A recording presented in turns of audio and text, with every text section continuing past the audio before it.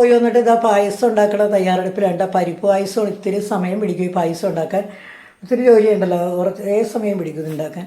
അപ്പോൾ ഇതൊക്കെ ഉണ്ടാക്കി കഴിഞ്ഞാൽ ഞങ്ങൾ എല്ലാ കറികളും ഒക്കെ ഉണ്ടാക്കി വെച്ചേക്കുന്നുണ്ട്. ഒത്തിരി കറിയുണ്ടായി, 12 കറിയായിട്ട് ഉണ്ടായിട്ടാ.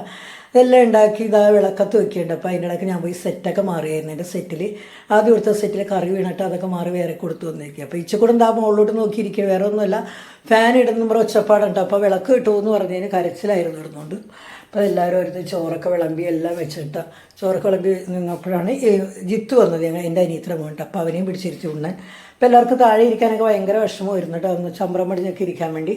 അപ്പോൾ അതെല്ലാവരും പോയിക്കൊണ്ടിരിക്കുകയാണ്. ഇച്ചക്കൂടനൊക്കെ ഫസ്റ്റ് പോയി, ലാസ്റ്റ് പോണത് അഞ്ചു ഉണ്ണിയും പോയിട്ടുണ്ട്. ഇവരൊക്കെ ഇനി ഞായറാഴ്ച രാവിലെ വരുള്ളൂ ഇനി. അപ്പോൾ ഞങ്ങളെല്ലാവരും കൂടി ഞായറാഴ്ച, അതുകൊണ്ട് അവർ രാവിലെ വരും. അപ്പോൾ അങ്ങനെ നോക്കിയപ്പോഴത്തേക്കും മഴവില്ല. അപ്പോൾ അതിൻ്റെ ഒരു വീഡിയോ ഞാൻ എടുത്തു. പിന്നെ വൈകിട്ട് മേലൊക്കെ കഴിയുക വിളക്കൊക്കെ വെച്ച് ഇരിക്കേണ്ട. ഇനി ശൂന്യമായിട്ട് കിടക്കുക, ഞങ്ങൾ രണ്ടുപേരും ഉള്ളല്ലോ, അതുകൊണ്ട് അനക്കമില്ല. ഇനി അനക്കമൊക്കെ വരണമെങ്കിൽ ഇനി ഞായറാഴ്ച രാവിലെ എല്ലാവരും വരുമ്പോഴാണ് ഒരൊച്ചപ്പാട്.